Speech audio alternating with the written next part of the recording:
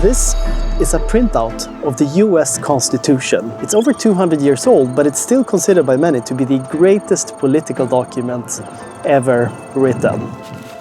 But is it? Really? There is currently a crisis of US democracy. In 1964, 77% of Americans had trust in the American government. Today, that's only 22%. Only 4% of Americans today say that the political system works well. In the Economist Democracy Index, the USA has been downgraded from a full democracy to a flawed democracy.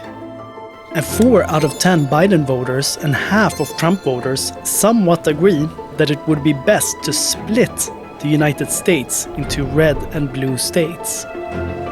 So it seems obvious that US democracy is in crisis. But what does that have to do with the US Constitution? Well, what I will show you in this essay is that the crisis of US democracy is caused by a number of fundamental flaws in this 200-year-old document.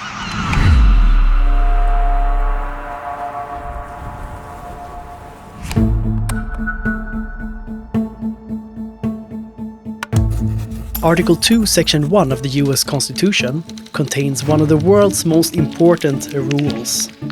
Namely, the rule for how the world's richest and most powerful country decides who will be president and commander-in-chief. So a core principle of democracy is majority rule. The party or the candidate who gets the most votes gets to govern to reflect the will of the people. But this is not how the US Constitution decides who gets to be president.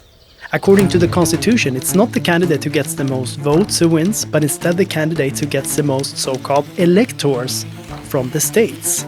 And for reasons that I will soon explain, this electoral system can, absurdly, make the loser candidate who gets fewer votes into the winner, effectively replacing majority rule with minority rule. In the 2000 election, the Democrat Al Gore got 500,000 more votes than George W. Bush, yet George W. Bush got more electors and therefore became president. In the 2016 election, the Democrat Hillary Clinton got almost 3 million more votes than Donald Trump, yet Donald Trump got more electors and became president anyways. In other words, just after the turn of the millennium, it's happened twice that the candidate who got the most votes lost. And it's actually been very close to happening 2 more times recently.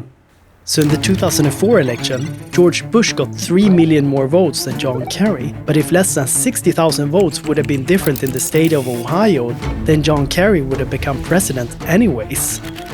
And in 2020, Joe Biden got 7 million more votes than Donald Trump. But if just 42,921 votes in Arizona, Georgia and Wisconsin would have changed, then Donald Trump would have won anyways. So why can this happen? Well, mainly because the US Constitution gives smaller states a disproportionately large number of electors. Wyoming, a state of around 500,000 people, has 3 electors, which is 1 elector per 195,000 people. California, on the other hand, a state of almost 40 million inhabitants, has 54 electors, which is 1 elector per 720,000 people. Put differently, a Wyoming vote is worth almost 4 California votes. As if that was not enough, many states also have so-called winner-take-all rules, which magnifies the unfairness. Here's an example of that. So Wisconsin and Maryland both have 10 electoral votes that presidential candidates compete for. And in 2016, Hillary Clinton won Maryland with a huge 26-point margin and thereby secured Maryland's 10 electors. Meanwhile, Donald Trump won Wisconsin, but in a really tight race where he got less than 1% more votes than Clinton. But despite the tight victory, he also got all of Wisconsin's 10 electors. So regardless of how small the margin of victory is, you get all the electors. The result of all of this is that, and this is truly absurd, it is possible, in theory, to win the US presidency by receiving as little as 23% of the popular votes.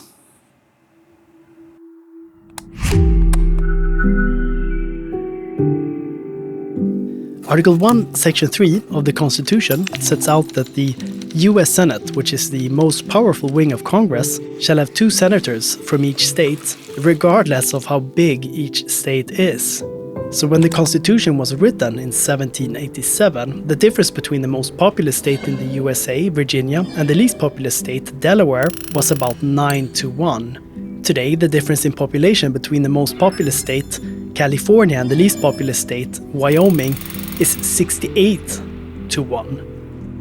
In other words, small states were undemocratically overrepresented in the Senate already from the beginning. But this overrepresentation has gotten way worse.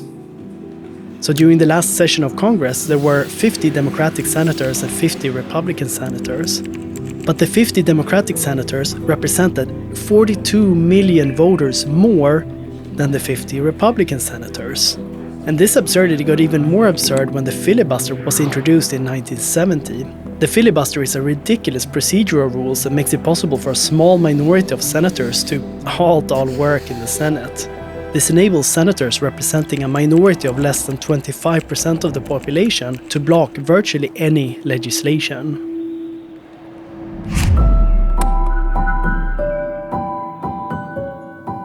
According to Article 5, it's not possible to change the Constitution unless 2/3 of both houses of Congress and 3/4 of the states approve. This is obviously extremely difficult to achieve.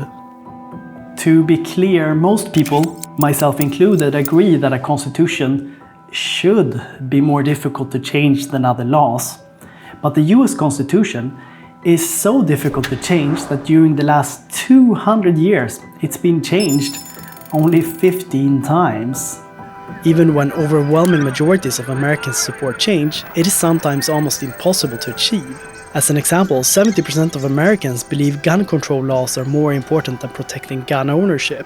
Yet it has been impossible to introduce much stricter gun control laws because the Second Amendment of the Constitution has been interpreted to prevent that. Similarly, 72% of Americans want to limit money in politics, yet the First Amendment of the Constitution has been interpreted to prevent most campaign finance laws. Thus, in order to implement stricter gun laws or to limit money in politics, the Constitution would need to be changed. But because the founders made it nearly impossible to do so, reforms that are supported by vast majorities of the American people cannot be implemented.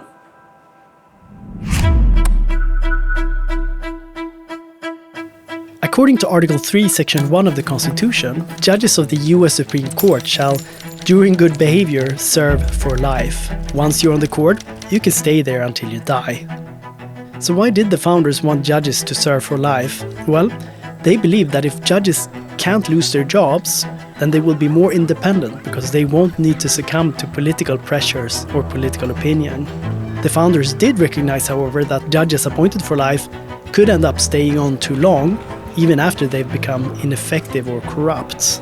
But since the founders, in the words of Alexander Hamilton, considered that the Supreme Court would always be the least dangerous branch of government, with no influence over either the sword or the purse, the founders opted for lifetime tenure despite the risks.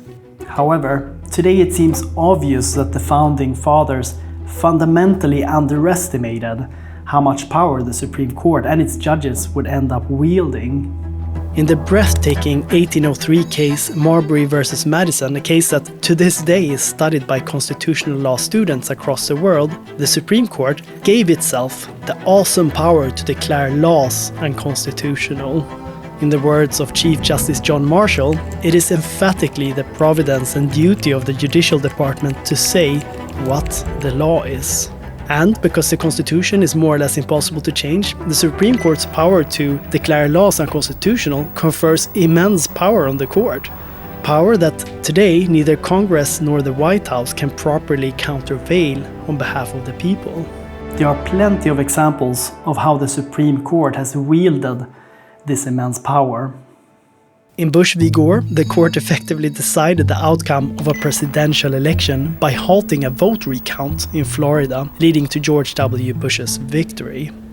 And through its decisions in Buckley, Bellotti and Citizens United, the Supreme Court, in my opinion, effectively ushered America into the neoliberal era by allowing corporations to spend unlimited amounts of money in US elections.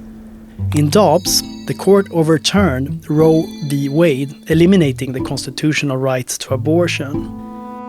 So in issue after issue, it's not the American people or their elected representatives, but the 9 judges of the Supreme Court who have the final say. As the famous legal scholar Alexander Bickel once commented, the least dangerous branch of the American government is the most extraordinarily powerful court of law the world has ever known. In light of this immense power that the court now wields, it's clear to me that the founders' decision to allow judges to serve for life was a mistake. A mistake that has compounded as life expectancy has increased from around 38 years when the Constitution was written to around 78 years today. So from the Constitution was written until 1970, the average tenure on the court was 15 years. And even that is arguably a long time to wield immense power. But for the justices who have been appointed since 1970, the average tenure is 27 years, and it's getting longer. So when Clarence Thomas was confirmed as a Supreme Court Justice in 1991, he was 43 years old. If he serves until he's 90 years old, the age at which Justice John Paul Stevens retired, then Clarence Thomas will have been a justice for 47 years. So with the Supreme Court, the founders put far too much power in the hands of too few people for far too long.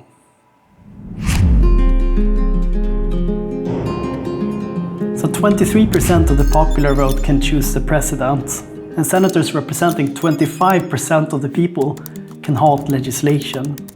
Not even a majority of the population can change the constitution, and 9 judges who sit for life can declare any law unconstitutional. The common thread among these 4 flaws is that they enable a minority to rule over the majority. As constitutional scholar Erwin Chemerinsky has noted, the United States is the only country in the world that chooses its chief executive this way, and the only nation where a person who loses a popular vote can be chosen. In his book No Democracy Lasts Forever, Professor Chemerinsky makes the case that the undemocratic flaws of the Constitution have led to the current crisis of US democracy. He also shows how the Constitution's original protection of slavery continues to haunt racial relations in the US. So to me, the US Constitution is a bit like the high-wheeler bicycle. It was revolutionary when it first appeared, but when people realized that a bicycle with equal-sized tires is safer and more efficient, they stopped using high-wheelers. And the US Constitution, like the high-wheeler, was revolutionary when it first appeared, but it has foundational flaws that no longer meets the demands of modern society. So perhaps it's time for the people of the United States to get a new bicycle.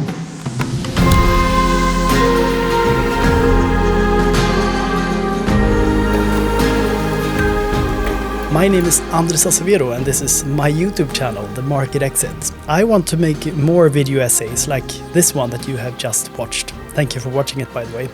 But for that to be possible, I am going to need your support. The simplest way to support me is to click subscribe and like and to share this video with your family, friends and your colleagues. And if you really like what I do, I invite you to become a Patreon supporter at patreon.com/themarketexit. Any amount helps. And to my existing patrons, thank you very much. I am deeply grateful for the support. So why did I make this essay? Well, I have been thinking about the problems with the US Constitution ever since I took a course on comparative constitutional law during law school. And when I recently read Professor Chemerinsky's book, No Democracy Lasts Forever, I finally got the inspiration to make this essay. So I am a Swedish citizen. Why should I have opinions about the US Constitution? Well, because how the superpowers of this world are governed obviously affects the future for the whole world. So humanity has a long list of challenges ahead, challenges that we won't be able to solve unless the superpowers decide to do the right thing. So that's why the flawed US Constitution isn't just a problem for people in the USA, it is a problem for all of us. I should say also that I am recording this less than 1 week before the 2024 US presidential election. If you want to dive deeper into what I've talked about in this video, I recommend that you read Professor Chemerinsky's book, No Democracy Lasts Forever. It's a really well-written and actually really thought-provoking book that obviously talks about a lot more than the flaws that I've discussed in this video essay. Alright, that's it for this time. Bye bye!